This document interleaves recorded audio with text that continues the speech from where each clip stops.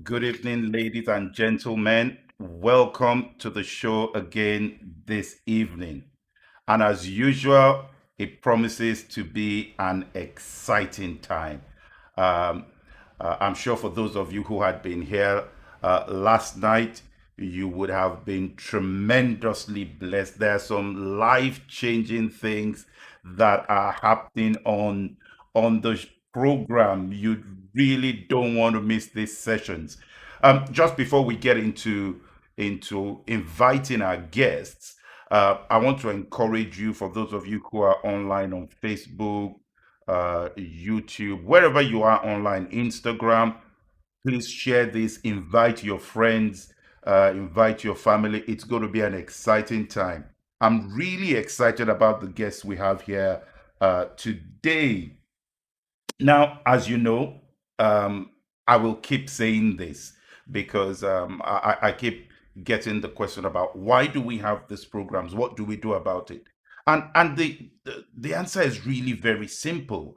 You see, I was talking and thinking about so many things in my mind. There were, a lot of stuff going on in my mind. And God said something to me. He said, "Look, son, do you realize that you need faith to achieve the impossible?" And it was yes. He said, "But do you realize that faith does not come based on future knowledge? Faith comes based on something you have heard." And when I heard that, it blew my mind that goodness, it comes based on something I have heard. Therefore, there is something in your past, some knowledge you already have that has the ability to transform your future. The challenge a lot of people may have is, how do I bring all these things that I may have considered as disadvantages? How do I use them as leverage to achieve the things I want to achieve in future? And that is an amazing thought. And that's how we started this series called Legacy 322, where we are honoring my dad, my mom who have passed, and picking thoughts, ideas from people who are also leaving a legacy in the things that they do.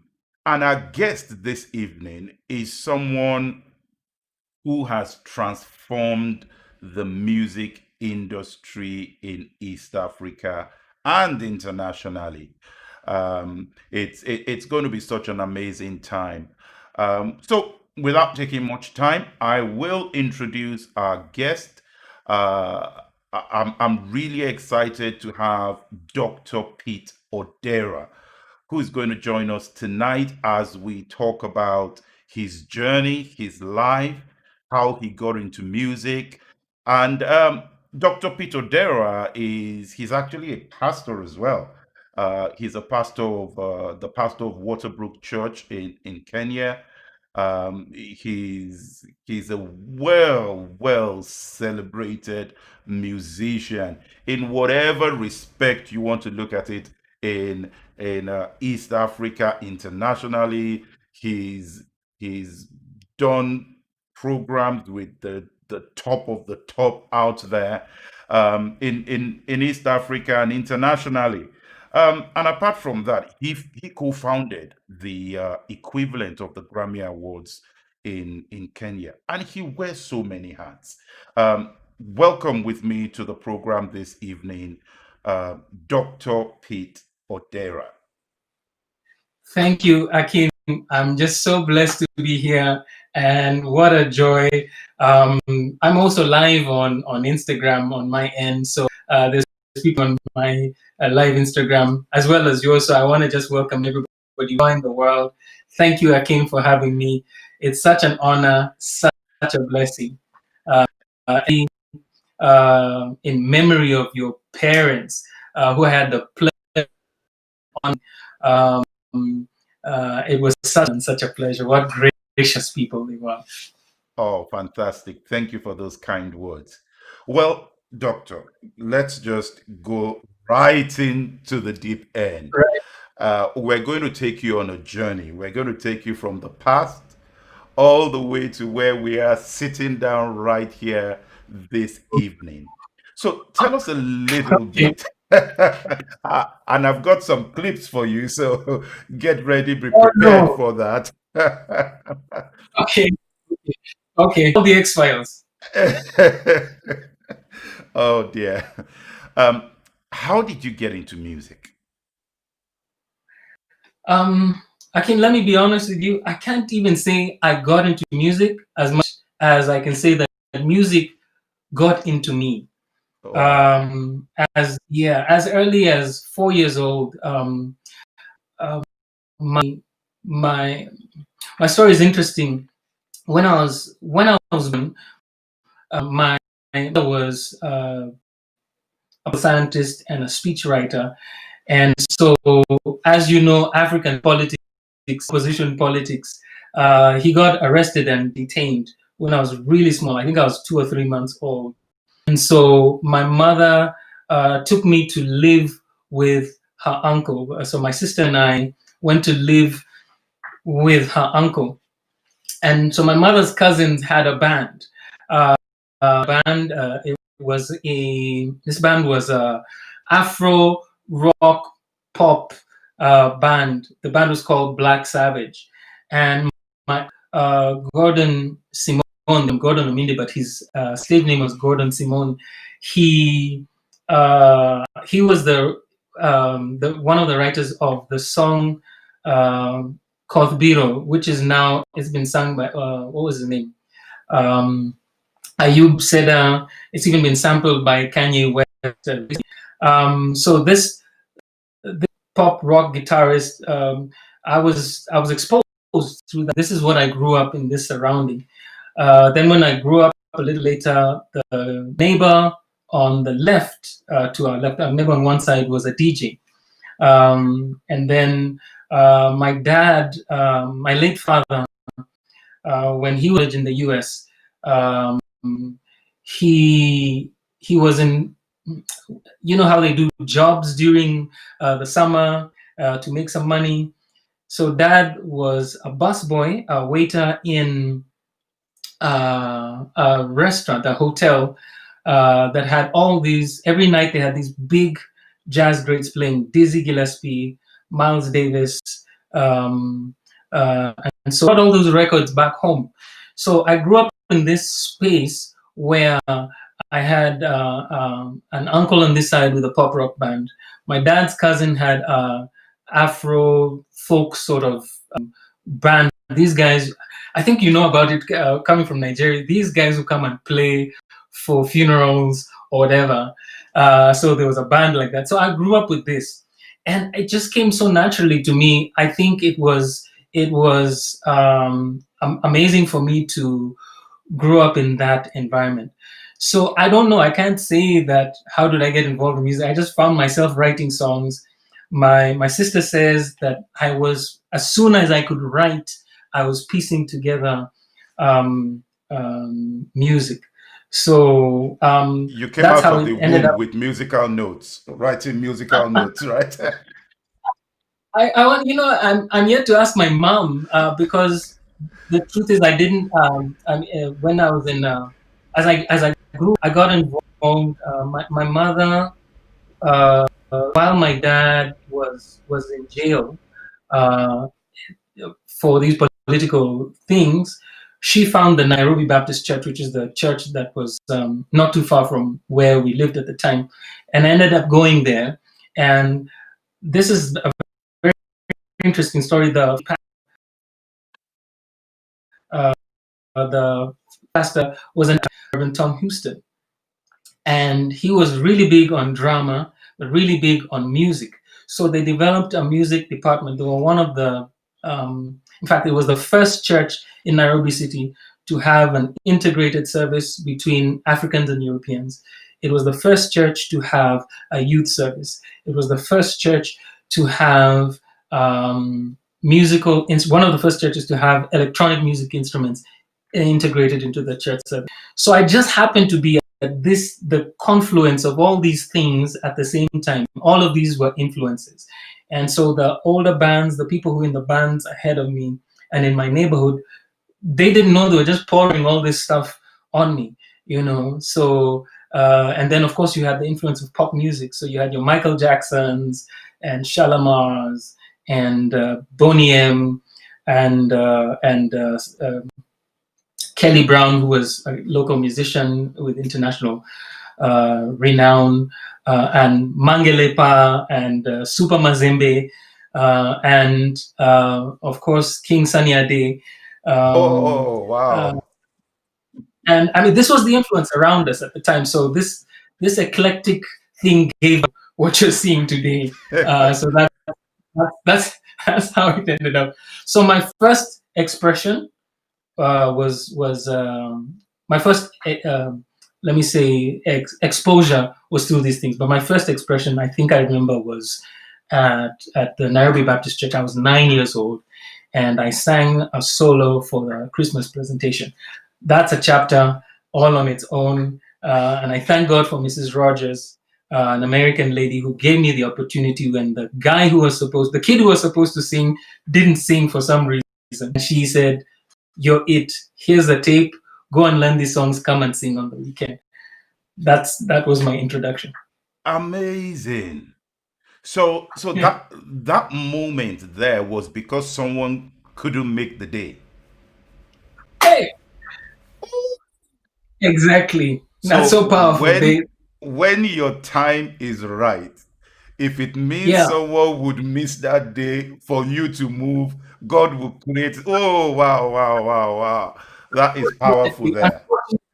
I don't know who it was. I cannot remember who it was who was supposed to sing that thing. I was not supposed to sing that. But Mrs. Rogers gave me the tape, set it at the exact song, gave me her tape, a little tape player, and told me, "Go and learn this. You're coming to sing this thing." And that's how I ended up singing that solo bit in front of what, 600 people at this church. And I had the first experience of an audience raptured by my voice and clapping, the first intoxication of the audience, but the first opportunity to really express my gift. It was confusing, but it felt absolutely natural to me. I was not phased at all. Wow, that is such an amazing one there. And I think it captures the essence of this program, which is the people. You still remember the people, even her name, of people Right, in your past who played such a significant role in helping you on that journey. I think that's such a powerful thing there. But right. I think you've touched on it a bit. This Mm, fusion, because I was looking hmm. at the team did a bit of research and got some information about you, and then Right. there was this bit about the fusion of music Yeah. together, and I'm going to Yeah. play a clip in a minute. But what led to that blend, that bringing together of all these different sounds to create this music? I think Akin, for me, it was just such a natural thing. It was a natural. Nobody even told me. The thing I didn't say is that because my uncle's band was playing this already fusion. It seemed natural to me. Now, in hindsight, I just realized how special that moment was, because in talking to other musicians, that's not their story. I just realized how fortunate I was to just be at that place at that time. So it seemed a natural thing to me, that as I grew into my teen years, um, that my natural expression would be a fusion of Afro, pop, jazz, gospel, what have you, menage thing. So that's, for me, it was just a natural expression. Okay, Um, and interesting. maybe another thing, Akim, is that when I became a Christian, when I became serious with my faith, uh, I was studying to be a graphic artist. That's what I studied. I studied graphic arts in college.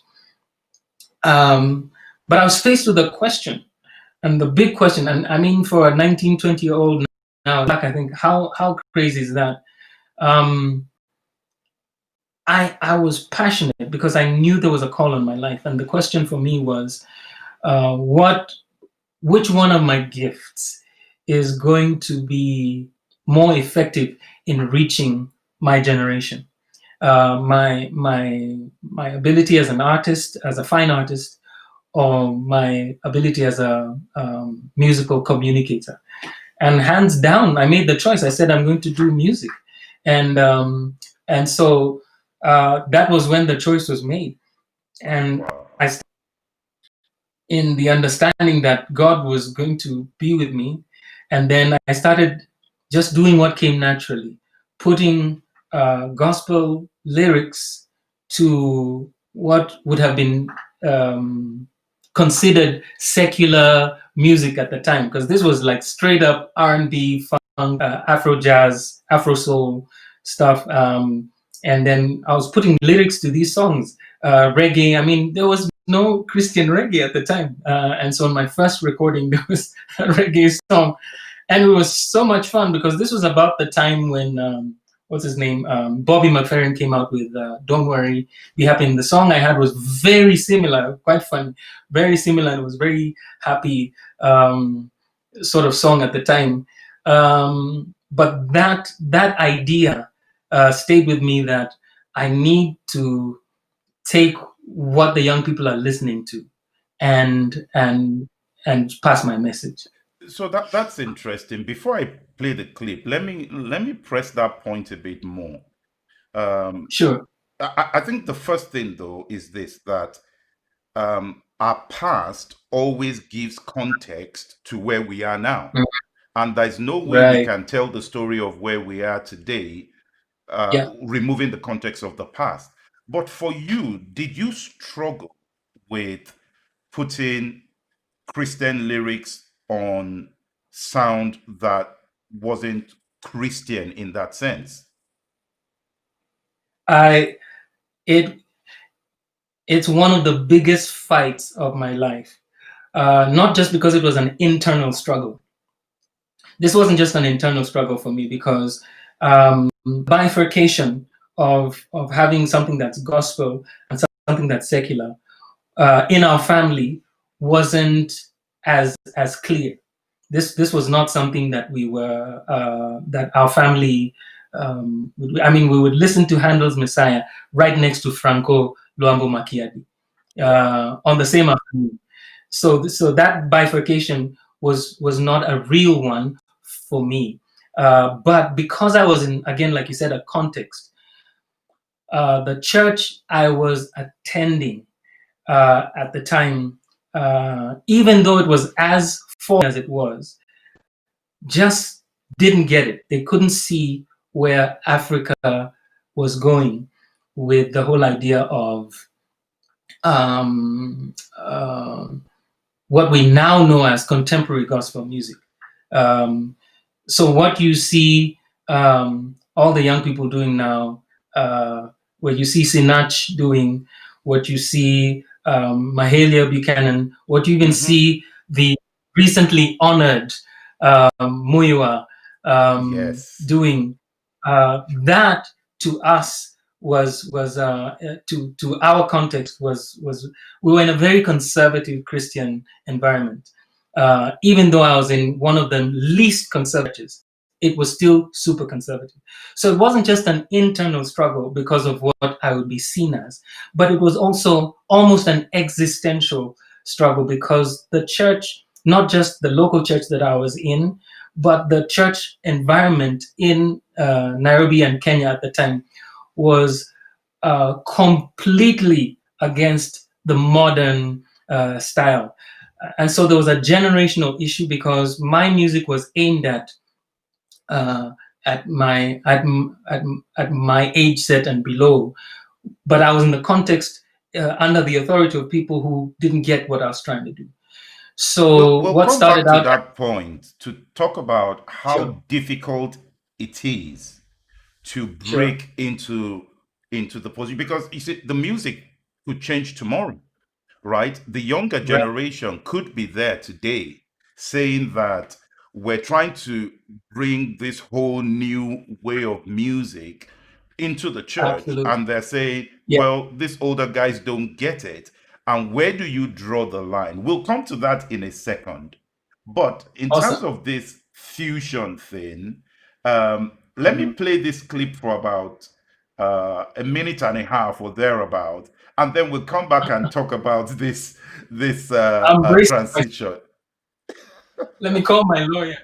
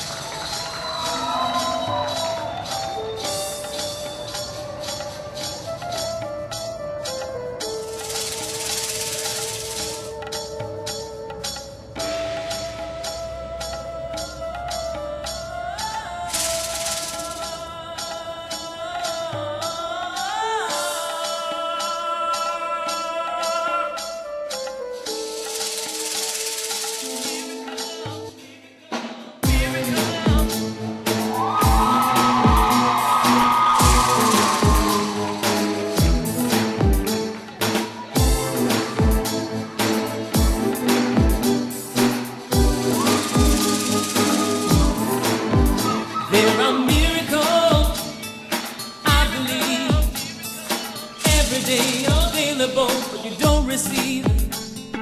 Open up your eyes, you will realize, appropriate the mercy for you.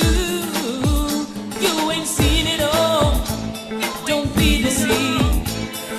Anything's escapable if you believe. I will answer you if all that you do is call on me in your time of need. Yes, salah, salah, salah. Once again, I'm like it's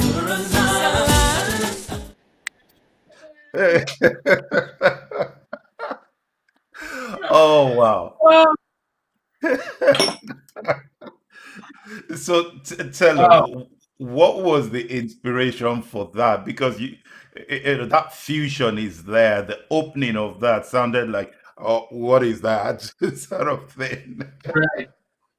The guys on Instagram are laughing because I was trying to show them the video, but they couldn't see it clearly, and so I gave up on that. Do you want me to show it again? Actually, I can play it again if you want for them. we'll do it. What I'll do is I think I'll look for it and upload it over here. I'll upload a segment of it here very soon. But that song, clearly there was an Arabic influence in it. Yes. And that was the idea, because for many people, in my growth, one of the things I came to meet Arab Christians. This is a big thing in my mind, because in my mind, from what we've been exposed, all Arabs are Muslims.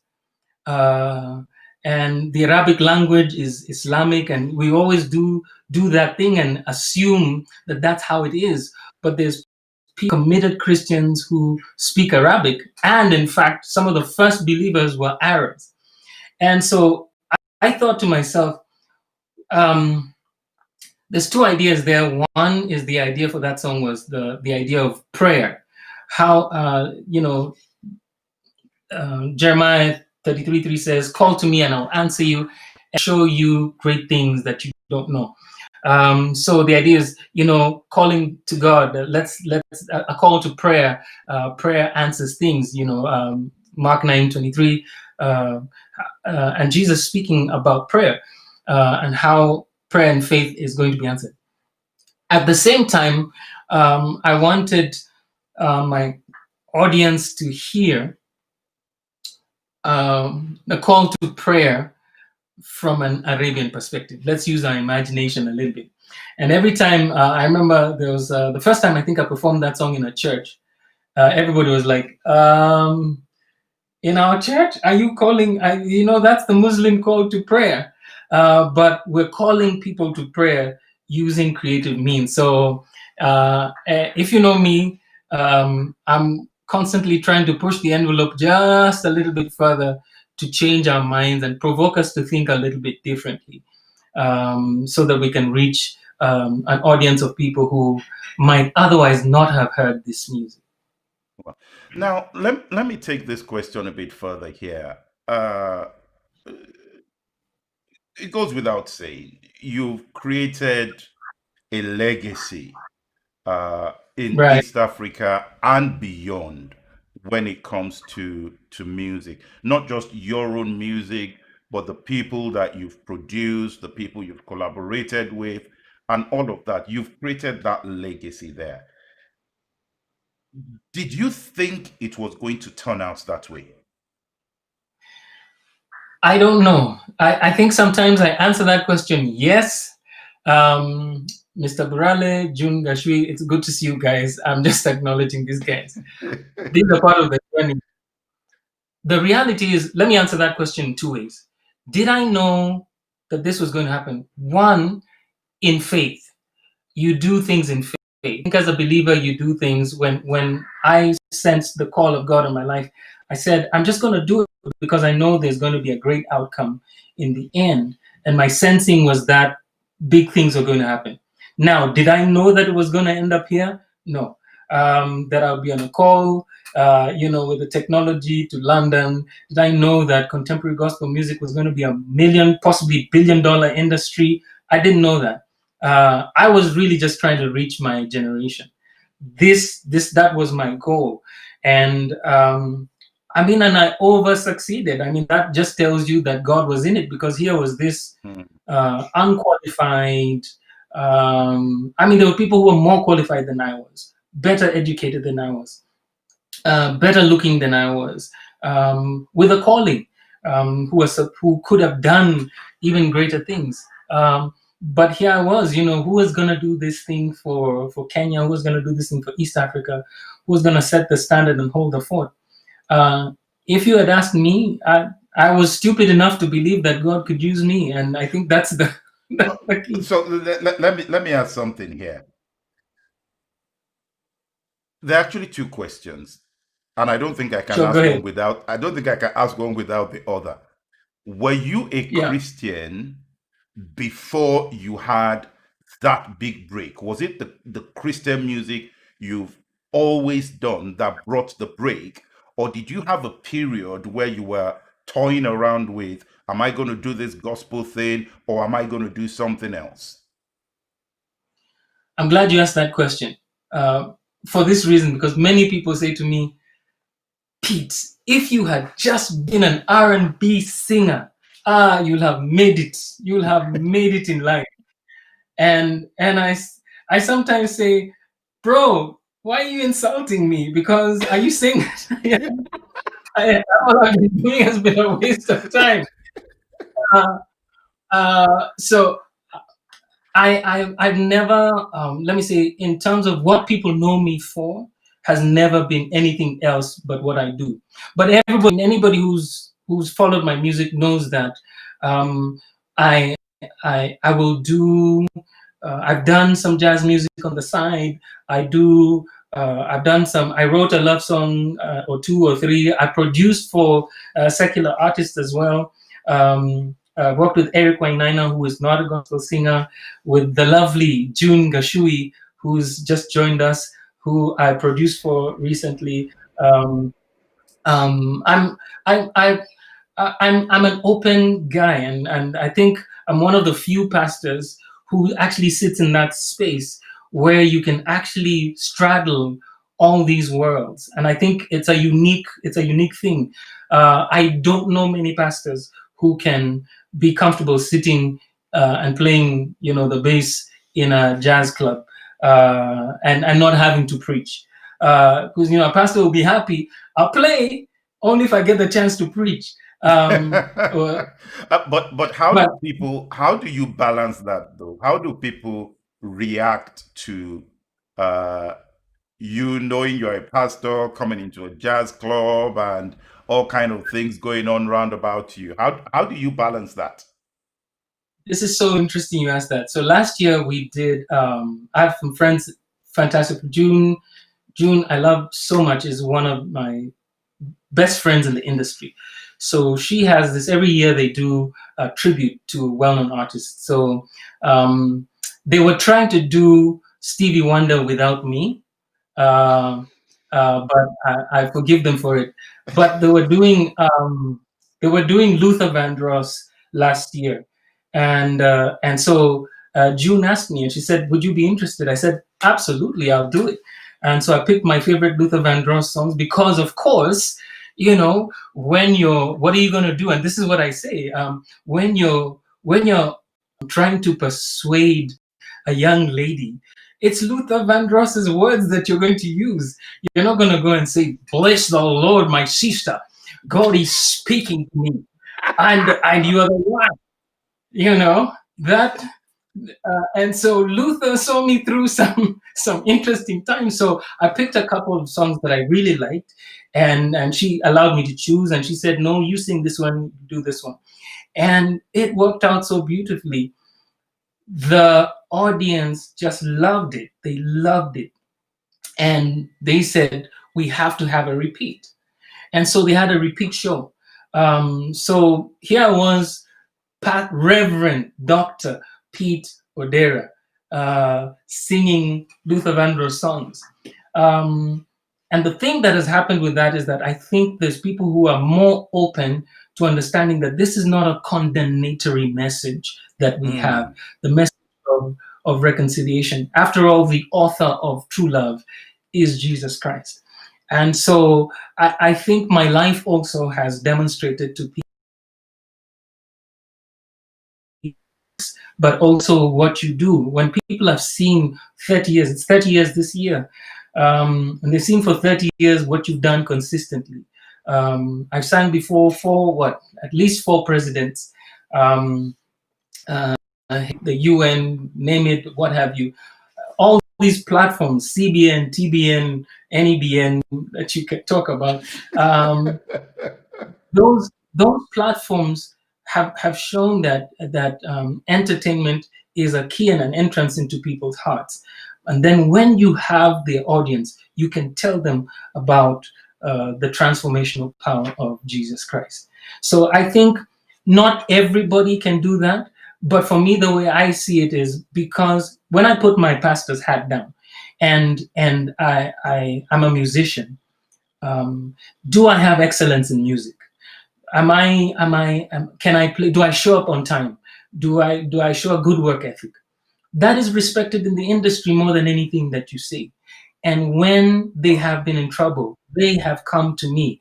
Some of the greatest musicians in the country have been on the other side of the phone saying, "Hey, Pastor, pray for me. I'm going through something." Have come to my house in the middle of this time. I need to get born again. So I feel that to me is a greater witness than the traditional preaching, because Kenya claims to be an 80% Christian country. This is the truth in most of Christian Africa. But what is the reality on the ground? We are leading at the top of Transparency International. We're at the bottom, not at the top. We're at the top of the list of the most corrupt countries. Yes. And why is this? Because our Christian witness has been more talk than life. So I feel that my life and my music speaks more about my faith than anything I would say. So that's the balance for me. I take it like, if there was a banker, how does the banker express his faith without preaching banking hours? You have a good point there, because the message of the gospel should be taken into the world.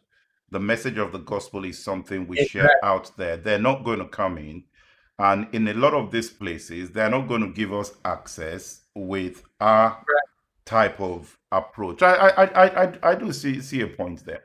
Now, before I want to say something though, before we jump, I just want to say something. This is a double-edged sword, because we've gone to the clubs and pubs. I mean, I've been in clubs. I mean, the club of clubs in Kenya, in certain places, and we're going to come out, I mean, even in the US, and you have, as you're coming out, you're singing your gospel song, and it's really groovy and funky and everything. And then, you have this throwback. Hey, this is not a church. Get out of here. It's a double-edged sword. You're not accepted in the world and you're not accepted in the church. But I have to do what I have to do because I've seen people turn around in those clubs. One of the top DJs in our country, in one of the clubs, was in a club when we first went to that particular club, a nightclub, and we didn't go to sing nightclub music. We went to present our show, which was this gospel message. He got born again and ended up being one of the top DJs running a Christian radio station. This one guy. And I say, well, look at that, for efficacy. So I think the fruit shows what I've been about. The fruit shows what I've been about. And I think rather than judge somebody's immediate actions, 10 years from now, 5 years from now, 10, 20 years from now, you'll be able to tell if what somebody was doing was a waste of time. Absolutely. Absolutely. All right. Let me ask you this question here. Do you recollect any moment where you feel, the first part of the question anyway, where you feel that you knew that this is now big? It's one thing for you to have this dream of it's going to be big, something is going to happen. But do you recall the moment where you knew this is it? Something had happened. Right. Yeah. It kind of, I wasn't looking for results, but there was a couple of things that happened that I think were important. When I saw people who didn't look like me start showing up at the shows. So you had TV station executives come and stand at the back. And you can tell because they're the ones who are not dressed like you. They're standing at the back. Here I am, 45-year-old, and there's some people twice your age standing at the back with their arms crossed, stroking their chins. When that started to happen, I knew that we were gaining attention. And then we started to cross over. And when we started to cross over was when the big clubs, the Hard Rock Cafe in Nairobi, called us and said, you have to come and do a Christmas program at the Hard Rock Cafe. Anybody knows the history of the Hard Rock Cafe? There was a pink Cadillac in the Hard Rock Cafe that was sort of like upside down in the Hard Rock Cafe in Nairobi. They invited us. So you can imagine what that stood for. By the time the Hard Rock Cafe and the biggest venue in Nairobi was the Carnival. The Carnival was world-renowned. Called us, the manager, the boss of the Carnival said, Pete, why did you come? You guys come and perform. I cannot forget that. That's a huge endorsement. This is the only, the group that is being proscribed in the church, that's been sort of sidelined by the church, is being invited to the clubs. What an opportunity. That's when I knew that this thing is out of control. It's no longer in my hands. But I can only say that now, quite honestly, Akin, in hindsight. Because when it's happening to you and it's never happened to you or somebody else in your generation, sometimes you're oblivious. I didn't know. In fact, I was so naive. I thought this happened to everybody. Wow. I thought what was going on with us happened to everybody. And so I think that's part of the thing that saved me, that I was kind of naive. It was just happening around me and happening to me. And then I'm finding myself in places that I had never expected. The Forrest Gump story? Yes. Yes, I've seen that. So that's kind of what I feel happened to me, that I after a while, promoters from the UK, promoters from Uganda, from outside the country were now reaching out. I said, bro, you hit something. And then I got scared. I think 1994, I suddenly just said, wow, Word Records had sent a contract. They wanted to sign my group, Word Records out of Nashville. I was going to in ask you 19. about that story because as we were doing the research, you had some interesting views about things that maybe you would have done differently in that experience. Do you want to talk for about 2 or 3 minutes on that point? Absolutely. So one is because I was like Forrest Gump and no one had given us guidance. No one had been in this space before us. It kind of worked out that the whole idea of getting a recording contract or a management deal from an international level was the dream of people, but we just had no idea what a 52-page contract could do. Um, so a couple of, I think two, maybe three record labels had approached us, but because we didn't know what the mechanics were, there was no precedent. I don't know that there was a Kenyan gospel group before us that had ever reached this level of international notoriety. Certainly not in our generation. It could have happened before, but I think with guidance, that could have ended up very differently. That's one. Also, secondly, because of the kind of pressure that we were, so this wasn't just music. If we were in an environment where our music was accepted and the church was supportive of what we were doing, we would have had the what's the word, the support systems that would have held together the various individuals in the group. But this began to fall apart, and as a result, after 3 years of continual just being harassed, a couple of guys just gave up and said, you know what, I I can't do this anymore. I gotta earn a living. My parents hate me. My family hates me. I was so blessed because my family, you see, this is what I was saying. I was blessed that my family supported what I was doing. We didn't have a lot of money, but my family was my support system. That may not have been the case for those who are around us. So I want to say um,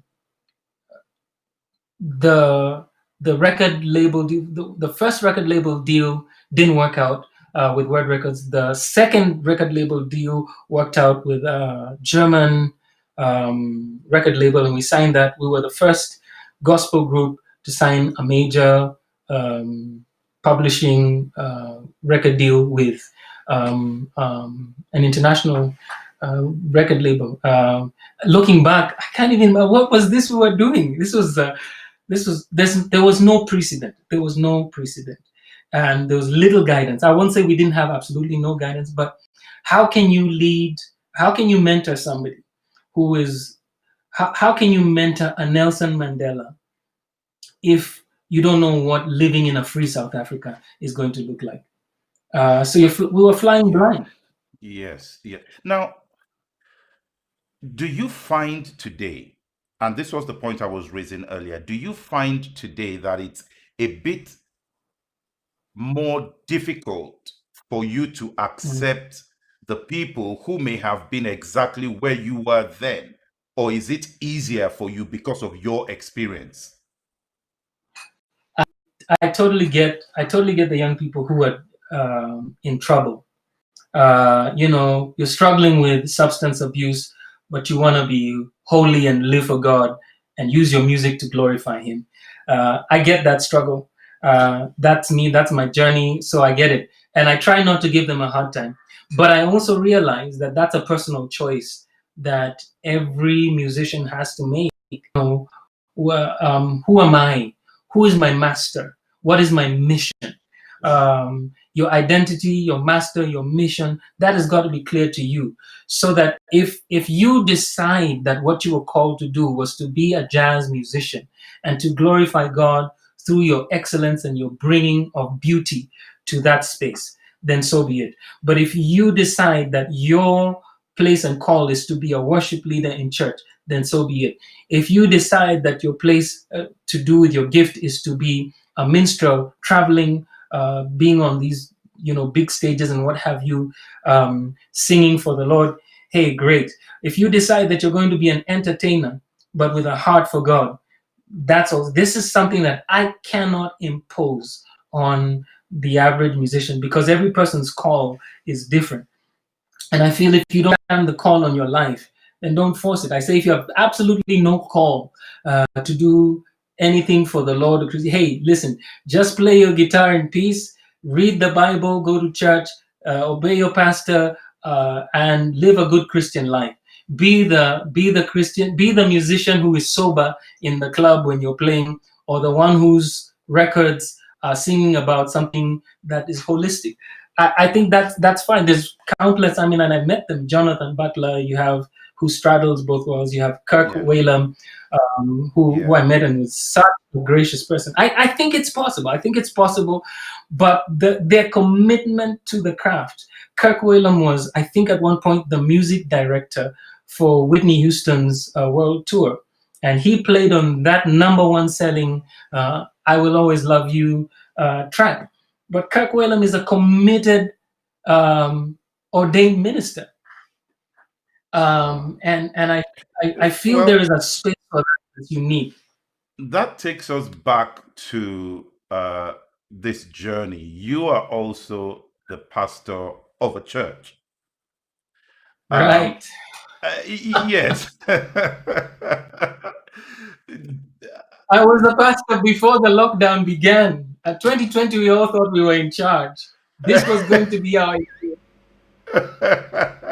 But it is still a year, of course. There's still great things happening in this year. But there was a clip that was shared with me of you speaking about something that I think would be good to get you to speak to this. Let me Right. get the clip on here, and then I'll come back. Okay. Welcome to my channel. My name is Pete Odera, and these are just random ramblings. Just stuff that I'm thinking about. I want to try out something new, so here goes. My nephew and nieces, they make me think they're young. All of them are young. I had seen this young, seemingly successful lady in the neighborhood. She drove a nice car, wore really stylish clothes, and I was genuinely impressed by her. So I told my other neighbor, I'm so happy that an environment has been created for upcoming young entrepreneurs. He laughed hard and said, this is what he said to me, that's Governor so-and-so's side girlfriend. She appeared successful, but there were question marks to her success.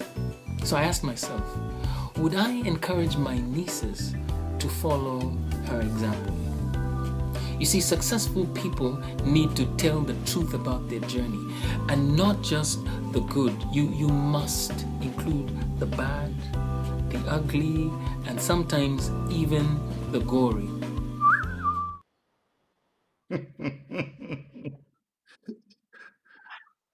Very deep lesson there. Right. Everything isn't what it seems. Exactly. And that is where I'm going. To what degree does this music industry, the people who are singing and they make it look like everything is okay, to what degree do they have these internal struggles? Man, I cannot tell you what the tortured soul of an artist is like outside of the environment of faith. And sometimes even in the environment of faith, because of the many contradictions that you begin to find. Um, I think, and I've sat with some of the greatest musicians in the world. I kid you not, in the world. I mean, some of the top award winning. And one particular event really shook me. I was young. I think I just married or just after a couple of years. I don't know. And this big award-winning artist who I mean, his voice was amazing. And we were sitting at a dinner table. He's an American, white American guy, and we're sitting at dinner at the table, and we were just ordered. And we're in the company of musicians, and he comes to the table. I was with him and saying, "Wow, look at this guy! This is award-winning. I think they were Grammy nominated, and what? And this is." I said, "Whoa! When I grow up, I want to be like you." That's what I'm saying in my mind. We didn't even sit there 10, 15 minutes, and he was wailing, like he was crying, and says, "My life is such a mess. I'm going to go home. My wife is going to divorce me. My life is such a mess." I said, "What is this? What is this?" So what I experienced, and that's when I began to see, because I thought this was just Kenyan local artists who had this whole situation. But I realized that behind the show and behind the business was life. And sometimes life was just not working. So I feel that part of what's now ended up happening is that it's more and more, it's easier now to portray yourself as something, with the makeup and the show, and you do your Instagram and everything, and you can only show the positive side. But at the same time, it's very difficult to hide the breakdown, because it's only a matter of time before the breakdown catches up with you. So I always say to artists that I manage and I mentor, I say, listen, uh, if you can deal with the internal, with the private, what you're like in this space, in this private room, if you can deal with that and not be ashamed of what's in there, then project outside, then you're good. And so I've sought all my life never to project anything more or too far away from what I really am. In a way, showbiz is going to be exaggerated. It's going to be entertainment. So for that reason, I don't think we should take it too seriously. For that reason, also, I think we've exalted musicians to be demigods also, such that here's a person with no education, no understanding, nothing, no experience, but because they sold 500,000 records, we take the advice. Using what criteria? They sang a good song, or they were created by a record label. So I feel that it's important for us to really begin to interrogate where our society also is going. And so I turned 50 last year, and I'm dedicating my life, the next 10 years, to really focusing on putting what I know, what I love, everything that I've done into the next generation, so that the next generation will avoid the mistakes that we made. And I made mistakes, that's for sure. And if you ask me about that, maybe that would be what I'd say. What would I do different? I made mistakes, but I also want to ensure that they are supported, that they have a platform to stand on. That when they go home. Let me ask you this. Do you Sure, feel a pressure on what you have achieved and to sustain that and maybe even surpass that? One of our local artists really helped me with this one. So I was coming out with this new project that I'm actually working on, and we've been working on it for the last couple of years.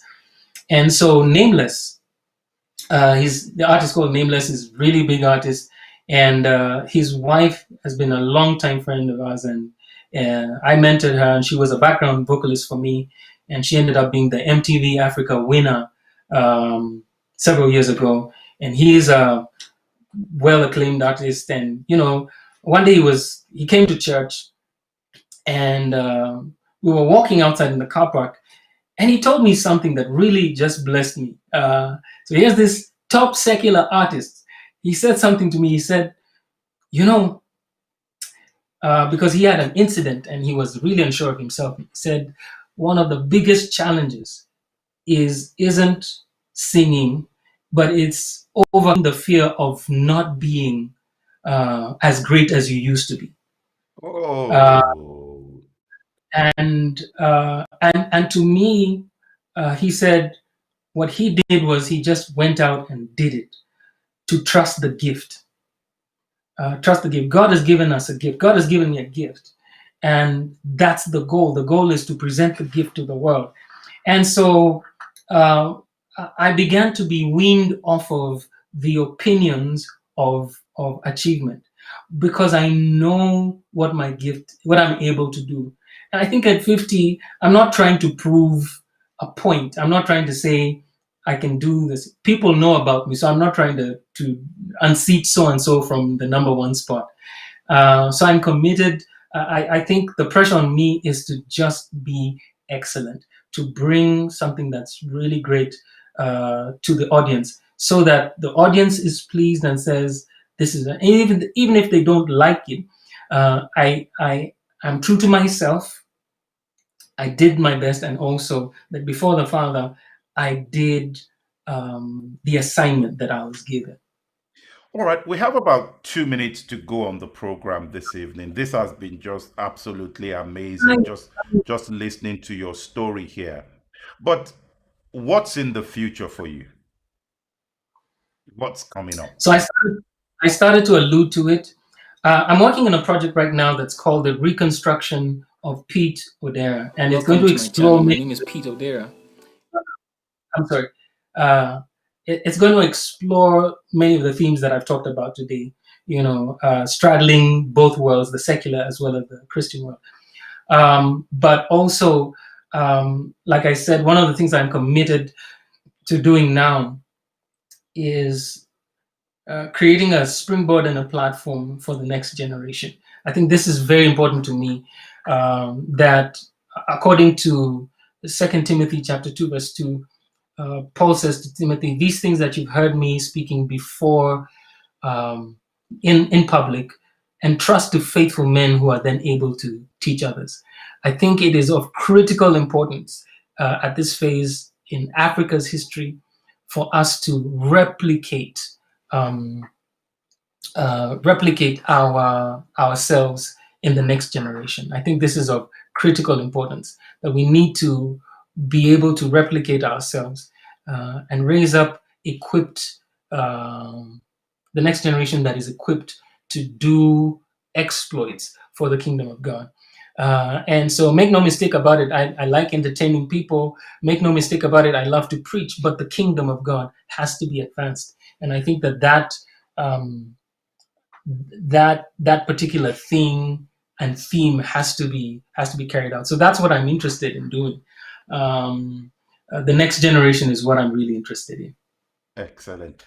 Thank you so much for joining this evening, Thank you. Doctor. This has been so amazing. I know there is so much more about you that we didn't get to. I was going to question you on that doctorate in sacred music. Maybe we'll keep that till another time to talk about that and I'm what happy that to, involves. I'm happy to be here again. Thank you for the privilege. And it's such an honor to be here with you and to honor your parents in this way. I'm completely grateful. Thank you. I'll be with you in a second in the studio. Thank you all for joining us this evening. These sessions have just been mind blowing for me. I hope you're finding them as transformational as I have been finding them. And again, all these videos are on YouTube, they're on Facebook. You can always go back to them and listen to them. And we're going to be taking snippets of these, we'll be sharing them with you. But there's still a lot more to come. And we might have a very interesting surprise that you would not want to miss. But once again, thank you for joining us this evening. The programs continue. Our regular Thursday program will kick off 7 p.m. You don't want to miss Professor Bolaji Akinyemi on that one. It's going to be an exciting time. And next week, Monday, we have an amazing guest that's going to be here. But enough of that for tonight. We're out of time, and I'll see you again on Thursday evening. Thank you.